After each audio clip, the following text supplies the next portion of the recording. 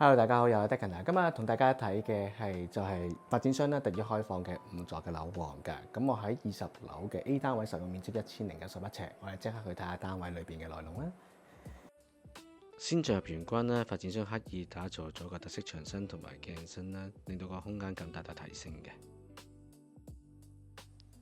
而發展商展示咗喺飯廳呢有盞呢特色嘅吊燈，展示3.3米樓底吊咗燈呢一啲都唔壓迫嘅。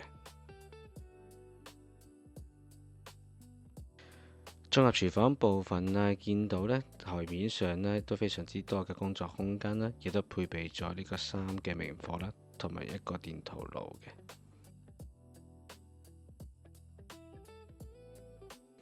廚房連接住呢個多功能工作室啦，亦都配備呢個工人浴室嘅。然後進入下飯廳嘅部分咧，闊3米3乘7米5，外望呢個上豪庭啦、彩業庭同埋深圳海景方向嘅。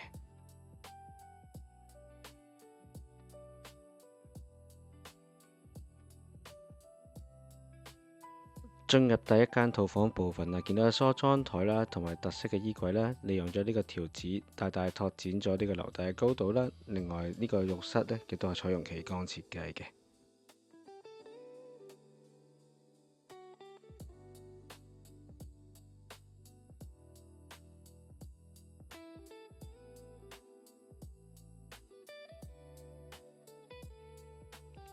然後又做單位其他部分啦，我而家喺呢個浴室係有窗嘅，亦都係採用企缸設計嘅。跟住進入第二間睡房啦，闊度由2.4米啦乘2.05米嘅。見到呢度設計師咧採用呢個粉色嘅做主題咧，做有呢個懸浮嘅衣櫃，亦都外望咧呢個上豪庭啦、彩業庭嗰個方向嘅。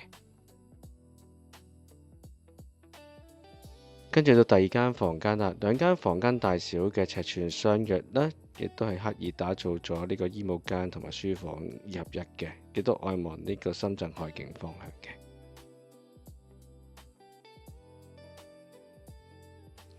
跟住落嚟到主人套房啦，我最中意嘅單位呢，就係廳房同向，見到呢裏邊有大衣櫃、小偏廳，亦都配備咗呢個標準嘅雙人床設計嘅。最後就到主人浴室啦，配備呢個企缸啦，同埋浴缸嘅設計嘅，亦都係名詞嚟嘅。咁啊，如果大家想睇睇呢個地形嘅單位啦，咁 Yoho Hub 咧仲有其他單位去開放㗎。咁啊，歡迎大家預約我嘅 Declan Channel 同埋咧記得 subscribe 同埋 like 我嘅 channel 啦。我哋下集再見啦，拜拜。